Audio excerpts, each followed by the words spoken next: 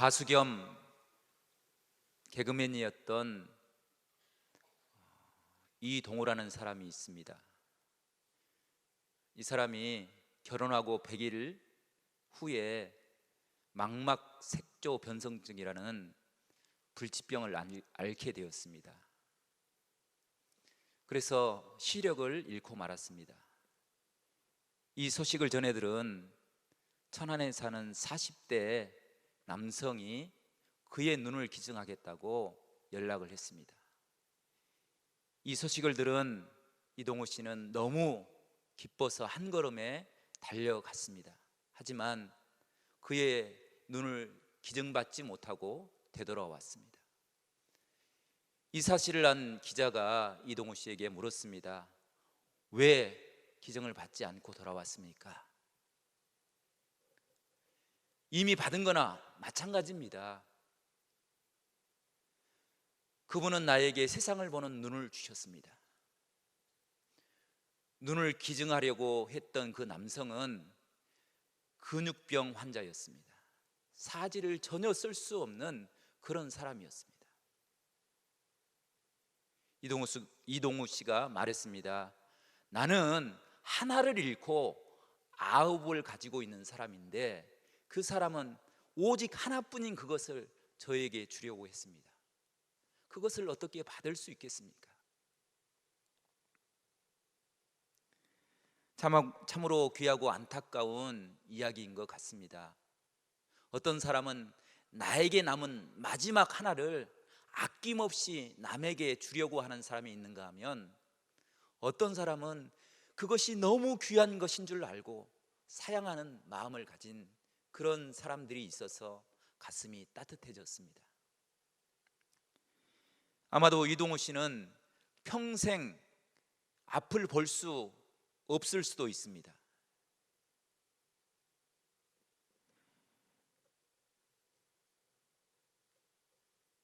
그것 때문에 불편하고 힘들고 두려운 마음을 가질 수도 있습니다.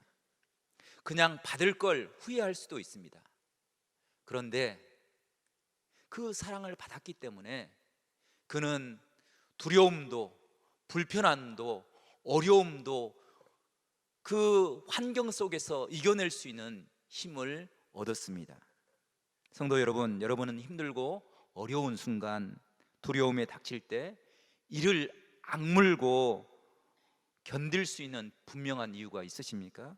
오늘을 살아가야 될 분명한 목적이 있으십니까?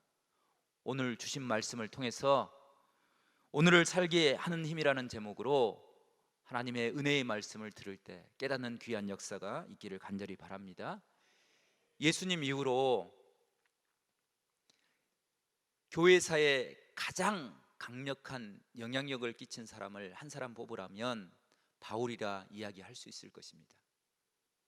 바울의 헌신과 충성 없이 초대교회사는 불가능하였습니다.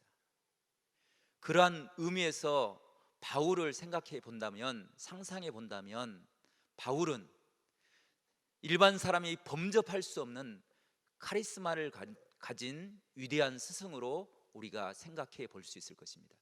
그런데 오늘 본문은 사도 바울이 이렇게 고백을 합니다. 나는 질그릇에 불과합니다. 깨지기 쉬운 그릇, 깨지면 다시 복원할 수 없는, 버려질 수밖에 없는 그릇이라고 고백하고 있습니다. 이 고백처럼 사도 바울은 고난 속에서 위태위태한 삶을 살고 있었습니다. 성경 속에서 사도 바울의 이러한 모습을 우리는 쉽게 찾아볼 수가 있습니다. 사도행전 16장에 빌립보 선교 여행을 할 때 바울과 실라가 감옥에 갇혀서 옷이 벗겨지고 매를 맞고 차고에 차여서 옥에 갇히는 그러한 장면이 기록되어 있습니다. 고린도후서 11장에는 바울의 고통받는 모습, 상처받은 모습을 자세하게 기록하고 있습니다. 바울은 여러 번 자지 못하고 줄이고 목마르고, 여러 번 굶고 춥고 헐벗고 수없는 죽음의 위협을 당하였습니다. 뿐만 아니라 고린도후서 12장에서 바울은 선교 여행도 감당할 수 없는 연약한 질병을 가진 환자로 소개되고 있습니다. 그래서 사도 바울은 하나님 앞에 3번씩이나 기도하였습니다. 하나님, 이 병을 내게서 걷어가져 주시옵소서. 하나님께서 내 은혜가 내게 족하도다 말씀하실 때 그 기도가 그쳐졌습니다. 오늘 본문 8절과 9절에도 사도 바울의 모습이 기록되어 있습니다. 사도 바울은 고통당하고 힘들고 어려운 순간을 이렇게 기록을 하고 있는데, 사방으로 우겨쌈을 당하고 답답한 일을 당하고 박해를 받고 거꾸로 뜨림을 당하였다라고 기록하고 있습니다. 그런데 사도 바울뿐 아니라 우리의 삶의 모습을 돌이켜보면 우리의 모습도 이와 같은 것을 깨닫게 됩니다. 우리도 연약한 질그릇에 불과합니다. 세상을 살아가면서 염려하고 근심하고 불안함으로 살아갑니다. 내 가정이, 내 꿈이, 그리고 내 건강이 깨어질까 봐 전전긍긍하며 살아가는 모습이 우리들의 모습인 것입니다. 이것이 주님 없이 살아가는 인생의 참 모습이라고 성경은 우리에게 가르쳐 주고 있습니다. 그럼에도 불구하고 사도 바울은 흔들리지 않는 비밀을 가지고 있었습니다. 나는 질그릇에 불과하지만, 나는 죄인의 괴수처럼 살아왔지만, 내가 오늘을 새롭게 살아가야 될 비밀, 내가 오늘을 감사함으로 살아가야 할 비밀이 있는데, 그것은 내 안에 보배이신 예수 그리스도가 있기 때문이다 라고 고백하고 있습니다. 그 보배는 세상의 어떤 것과도 바꿀 수 없는 보배입니다. 내가 연약할 때 가장 강함으로 나를 바꾸시는 하나님의 능력의 역사다, 이렇게 성경은 가르쳐 주고 있습니다. 성도 여러분, 바울이 발견한 보배이신 예수 그리스도, 그분을 내 마음의 구주로 고백하고 그분을 의지하며 살아감으로 올 한 해 오늘을 믿음으로 승리하는 축복의 사람들이 될 수 있기를 간절히 축원합니다. 새해 우리가 의지하며 살아갈 힘 2가지를 생각해 보겠는데요, 첫 번째는 은혜입니다. 우리 7절을 함께 읽어보겠습니다. 7절입니다. 함께 읽겠습니다. 우리가 이 보배를 질그릇에 가졌으니 이는 심히 큰 능력은 하나님께 있고 우리에게 있지 아니함을 알게 하려 함이라. 바울은 배울 만큼 배운 사람이었습니다. 힘을 가질 만큼 가진 사람이었습니다. 그의 신분으로 호의호식할 수 있는 그런 사람이었습니다. 그는 자기 신념만을 쫓고 그 신념으로 자신의 모든 삶을 끌어갈 수 있는 힘을 가지고 있었습니다. 그런데 자꾸 이 일이 꼬이는 것입니다. 부딪히는 것입니다. 엉뚱한 일이 자꾸 일어났습니다. 특별히 스데반의 사건으로 바울은 큰 충격에 빠졌습니다. 이단의 추종자로 알았던 스데반은 천사와 같은 모습으로 순교를 당하였는데, 정통 바리새인이었던 바울은 살인을 부추겼던 부추긴 사람으로 전락하고 말았습니다. 성도 여러분, 혹시 여러분도 바울과 같은 경험을 하신 적이 있으십니까? 내가 진리처럼 생각했던 것이 거짓이 되고 내가 생명처럼 여겼던 사람에게 배반을 당함으로, 세상에는 믿을 사람이 없구나 가슴을 치며 후회하신 일 말입니다. 그런데 바울은 이러한 일을 경험하고도 결코 절망하지 않았습니다. 그 일들 가운데서 하나의 비밀을 깨달았습니다. 인생을 살아가는 힘, 그것은 우리에게 있는 것이 아니라 그 큰 능력은 하나님께 있다라는 사실을 깨달았습니다. 그리고 그것을 사도 바울은 은혜라 고백하고 있습니다. 바울은 아무런 힘이 없었습니다. 너무나도 연약하고 부족하였습니다. 그런데 하나님을 의지하고 하나님을 붙잡고 주의 이름으로 기도하고 나갈 때 하나님의 놀라운 기적의 역사들이 일어났습니다. 빌립보에서는 귀신이 떠나가는 역사가 일어났습니다. 드로아에서는 죽은 유두거가 살아나는 그런 역사를 경험하였습니다. 이런 일은 사람의 힘으로, 바울의 힘으로 일으킬 수 없는 불가능한 일이었습니다. 그런데 예수의 이름으로 하나님의 이름을 붙잡고 나가니까 이런 기적의 역사가 일어났습니다. 바울을 자세히 들여다보면 바울은 하나님께 쓰임 받을 자격이 없는 사람이었습니다.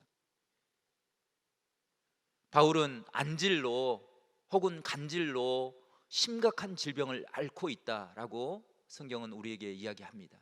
그런데 율법으로 보면 심각한 질병을 가지고 있는 사람, 그 사람은 제사장으로, 목사로 사용될 수 없습니다. 상한 사람, 질병으로 고통받는 사람, 하나님의 사역자가 될 수 없습니다.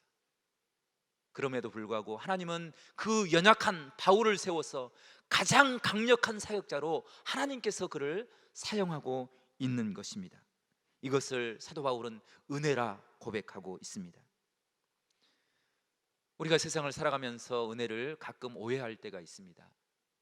내가 은혜를 받으면 내가 강해져야 되고, 내가 은혜를 받으면 내가 높아져야 되고, 내가 은혜를 받으면 내가 많은 것을 가져야 된다라고 생각할 때가 있습니다. 그러나 바울은 강력하게 선포합니다. 내가 받은 은혜로 내가 강해지는 것이 아니라, 내가 받은 은혜로 내가 높아지는 것이 아니라, 내가 많은 것을 갖는 것이 아니라 하나님의 능력이 드러나게 된다. 로마서 8장 38절로 39절을 보게 되면, 내가 확신하노니 사망이나 생명이나 천사들이나 권세자들이나 현재 일이나 장래 일이나 능력이나 높음이나 기쁨이나 다른 어떤 피조물이라도 우리를 우리 주 그리스도 예수 안에 있는 하나님의 사랑에서 끊을 수 없으리라. 아멘. 은혜는 상황 때문에 갖는 사람의 감정이 아닙니다. 우리를 구원하신 하나님, 그 구원하신 하나님의 은혜 안에서 갖는 평안을 은혜라 이야기할 수 있을 것입니다. 사망 앞에서도, 권세자들 앞에서도, 내가 겪는 현재의 아픔이나 장래의 고통에서도 하나님과의 관계가 끊어지지 않는 것, 그것이 은혜다라고 고백하고 있습니다. 실제로 초대교회에는 많은 핍박과 아픔이 있었습니다. 베드로는 거꾸로 십자가를 짐으로 순교당했습니다. 도마는 톱으로 켜지는 아픔을 겪으면서 순교를 당했습니다. 그러나 그 어떤 핍박도, 그 어떤 고통도, 죽음조차도 하나님의 사랑에서 그들을 끊을 수가 없었습니다. 원로 목사님이신 고은 목사님이 손영원 목사님을 기르며 쓰신 시의 표현을 빌리면, 은혜로 사는 사람, 믿음으로 사는 사람은 오늘을 사는 것 같지만 하늘을 사는 사람이라, 이렇게 표현하고 있습니다. 이미 하늘 사람이기에 세상의 위협도, 세상의 핍박도 그를 무너뜨릴 수 없습니다. 주만 바라볼지라는 복음성가는 하나님의 은혜를 이렇게 찬양하고 있습니다. 하나님 사랑의 눈으로 너를 어느 때나 바라보시고, 하나님 인자한 귀로서 언제나 너에게 기울이시니, 어두움에 밝은 빛을 비춰주시고 너의 작은 신음에도 응답하시니, 너는 어느 곳에 있든지 주를 향하고 주만 바라볼지라.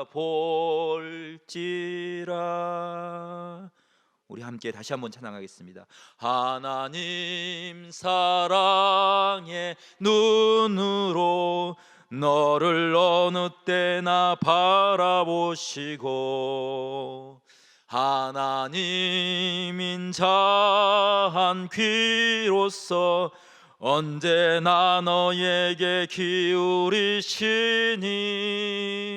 어두움에 밝은 빛을 비춰주시고 너의 작은 신음에도 응답하시니, 너는 어느 곳에 있든지 주를 향하고 주만 바라볼지라. 주님께 영광의 박수 한번 드리겠습니다. 사람들은 내가 무엇을 붙잡고 있으면 안심이 된다, 이렇게 이야기합니다. 많은 사람들은 쌓아놓아야 든든함을 느끼게 됩니다. 남 위에 군림해야 자랑거리를 삼습니다.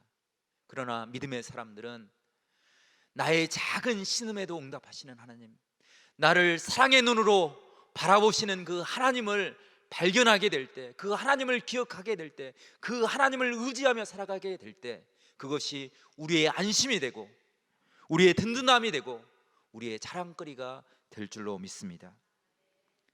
무디 목사님이 이런 말씀을 하셨습니다. 사역자들이 지치는 것은 과도한 사역 때문이 아니라 기름 부음이 없이 일하기 때문이다.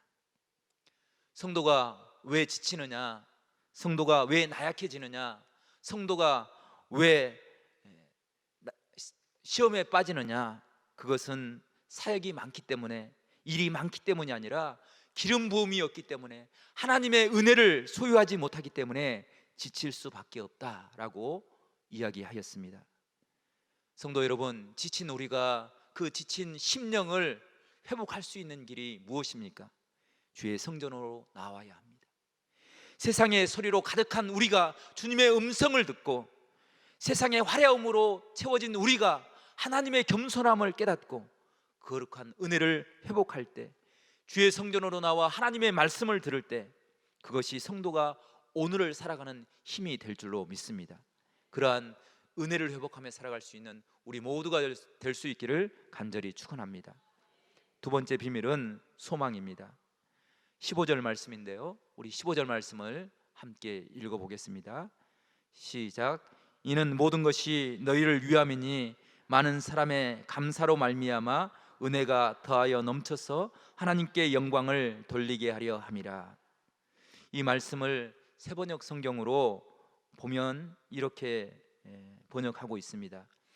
이 모든 일은 다 여러분을 위한 것이며 더 많은 사람을 통하여 은혜가 더욱 풍성하여 감사가 넘치고 하나님께 영광이 되려 하려는 것입니다.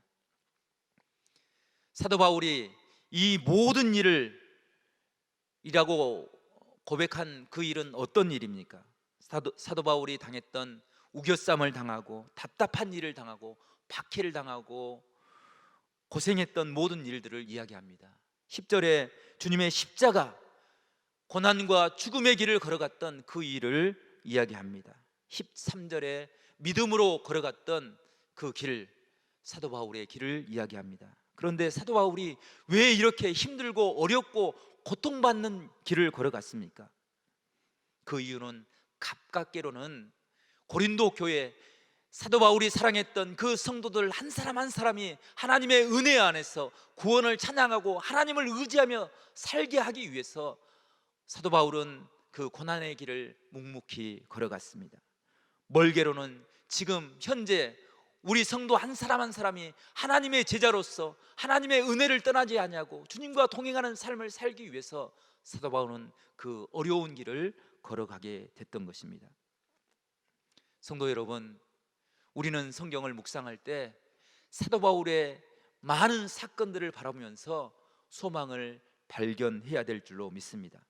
그 소망은 허공을 바라보며 꾸는 허황된 꿈이 아니라, 야욕을 꾸는 그런 꿈이 아니라, 하나님의 말씀을 읽으면서 하나님의 말씀을 통하여서 하나님 말씀 안에서 역사하시는 그 하나님의 능력을 발견하는 것이 우리의 소망인 줄로 믿습니다. 하나님은 성경의 모든 사건을 통해서 오늘 나에게 주실 말씀을 예비하고 계시는 것입니다. 오늘 우리가 그 말씀을 붙잡고 그 사건을 붙잡고 하나님의 역사를 기대하면서 주님 앞에 엎드려 기도하며 주님을 붙잡고 살라고 하나님은 선포하고 계십니다. 성도 여러분, 하나님의 은혜를 붙잡고 살아가는 귀한 역사가 있기를 간절히 바랍니다. 하나님은 성경 뒤편에 우리를 위해서 긴 메아리를 남겨 놓으셨습니다. 그 메아리는 넥스트 유입니다. 넥스트 유, 넥스트 유, 다음은 당신이라는 것입니다. 다메섹 도상에서 주님을 만나 구원의 주인공이 되었던 바울, 그 바울이 다음 구원의 주인공은 바로 당신입니다 라고 선포하고 있습니다. 예수님을 3번씩이나 부인하고 부끄러움과 죄책감에 빠져 있었던 베드로가 주님을 만남으로 용서의 주인공이 되었습니다. 그 용서의 주인공이 되었던 베드로의 이야기를 기록한 것은 주님께서 그 다음 용서의 주인공이 나인 것을, 여러분인 것을 선포하고 있는 것입니다. 세상의 의술로 권세로 치유할 수 없었던 난치병, 나아만의 질병 치유의 과정을 기록한 것은 오늘 불치병으로 난치병으로 살아가는 우리를 향해서 그 다음 치료의 주인공은 당신이라고 하나님께서 우리에게 알려주시기 위함인 줄로 믿습니다. 성도 여러분, 기도함으로, 간구함으로, 주님을 만남으로 당신이 치유의 주인공이 될 수 있기를 간절히 바랍니다. 여기에서 주인공이냐 엑스트라냐는 중요하지 않습니다. 정말로 중요한 것은 하나님은 성경 안에서, 말씀 안에서 우리를 위해서 준비한 은혜를 숨겨놓고 있다는 것입니다. 소망을 가질 때 그 준비한 은혜를 깨닫게 될 줄로 믿습니다. 그 소망을 소유한 바울은 죽음을 관통해서 부활의 주님, 능력의 주님을 깨닫게 되었습니다. 그 주님을 소유하고 만지고 경험하고 그 주님을 선포하며 살았던 삶을 우리가 발견할 수 있습니다. 이사야서 38장을 보면 히스기야 왕의 이야기가 나옵니다. 이사야 선지자는 히스기야 왕을 찾아가서 주님의 뜻을 전합니다. 내 집에 유언하라. 내가 죽고 살지 못할 것이다. 하나님의 말씀을 들을 때 히스기야의 심정이 어떠했겠습니까? 육신으로는 질병으로 큰 고통을 가지고 있었습니다. 하나님의 선지자가 와서 죽을 것이다, 살지 못할 것이다 라는 이야기를 들을 때 히스기야가 왕이었지만 그는 절망하고 좌절할 수밖에 없을 것입니다. 그래서 그는 모든 것을 내려놓았습니다. 왕의 권력도 내려놓았습니다. 자신의 모든 경험도 내려놓았습니다. 그리고 벽을 향해서 하나님 앞에 엎드려 기도하였습니다. 하나님, 나를 불쌍히 여겨주십시오. 하나님께서는 그 기도를 들으시고 그에게 15년의 생명을 연장해 주셨습니다. 그런데 과연 히스기야가 기도할 수 있었던 그 힘의 근원은 무엇이었습니까? 아수르와의 전투에서 히스기야는 하나님의 소망을 보았습니다. 이스라엘 백성들이 결코 이길 수 없었던 전쟁의 상황 속에서 이스라엘 백성들을 버리지 아니하시고 찾아와서 그들을 구원하셨던 그 하나님의 은혜를 보았기 때문에 히스기야는 하나님 앞에 엎드려 기도하였습니다. 하나님의 능력이 나에게 임하게 하여 주시옵소서, 나를 치료하여 주시옵소서. 기도할 때 그의 삶이 변화되게 하고 그 육신 안에 하나님의 강한 성령의 역사가 임했던 것을 우리가 깨닫게 됩니다. 하나님은 결코 버리지 않는 구원의 하나님입니다. 그 은혜를 고백할 때 넥스트 유의 신앙, 바로 다음에 당신께 역사하실 하나님의 은혜를 기대하는 구원의 신앙의 역사가 우리 가운데 이루어질 줄로 믿습니다.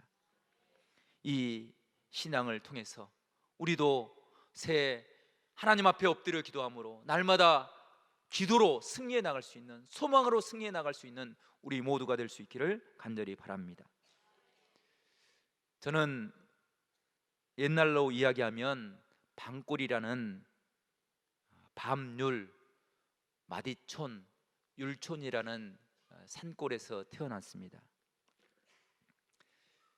시골에서 자라서인지 손가락이 짧고 굵어서 반지를 끼지 못하는 치명적인 약점을 가지고 살아갑니다.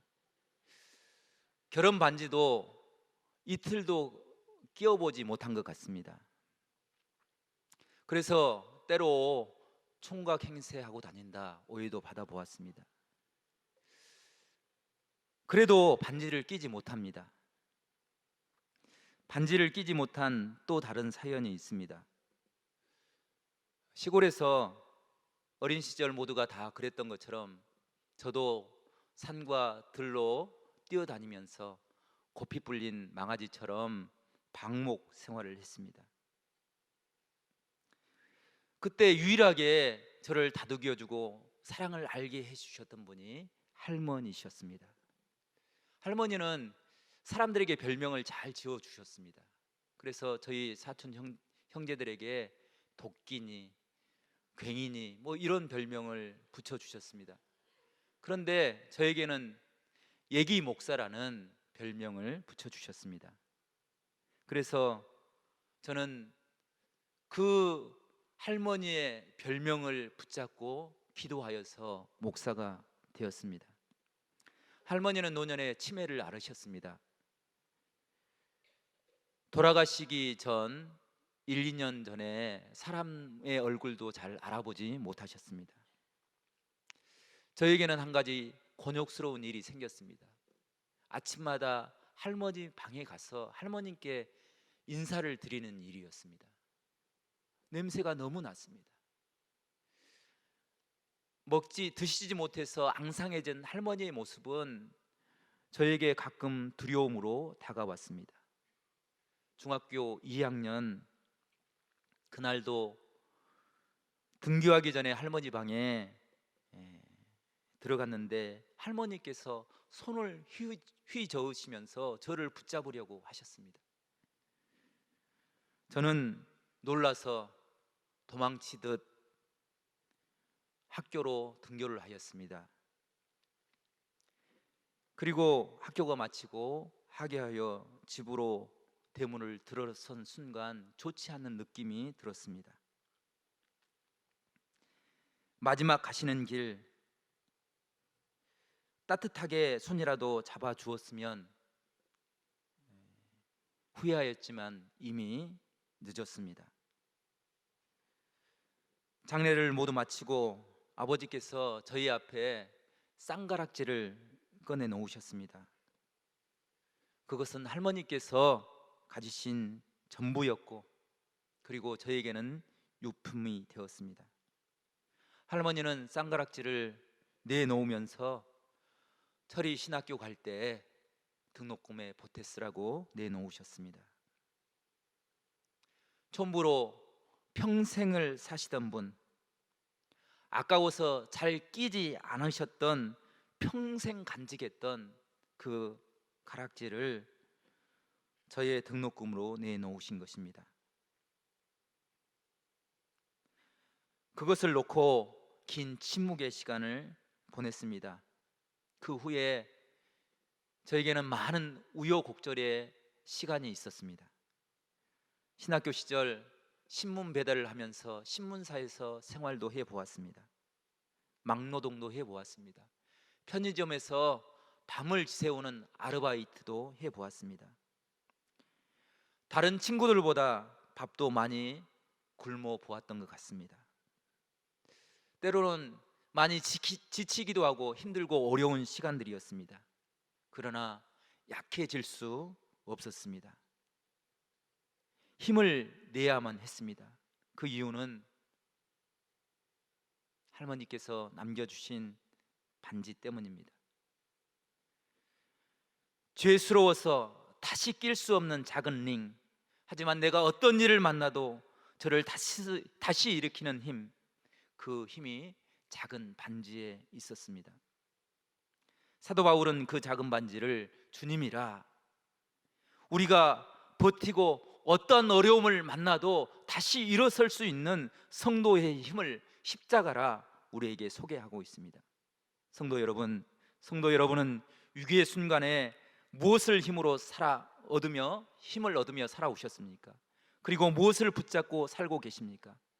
오늘 말씀처럼 보배이신 주님, 우리와 함께 하시는 하나님, 우리의 작은 신음 속에서도 응답하시는 하나님을 붙잡고 믿음의 주인공으로, 은혜의 주인공으로, 생명의 주인공으로 살아갈 수 있는 한 해가 될 수 있기를 간절히 축원합니다. 기도하겠습니다. 사랑의 주님, 새해를 허락하신 주님께 감사를 드립니다. 정유년 새해를 살아갈 때 하나님을 깨닫게 하여 주시옵소서. 나와 함께 하시는 하나님, 작은 신음에도 응답하시는 하나님의 은혜를 깨닫게 하여 주시옵소서. 하나님의 능력을 의지하며 하나님 앞에 서서 믿음의 주인공으로, 은혜의 주인공으로, 축복의 주인공으로 하나님의 영광을 이 땅에 드러내며 살아가는 모든 성도들이 될 수 있도록 우리 하나님께서 함께하여 주시옵소서. 예수 그리스도의 이름으로 기도하옵나이다. 아멘.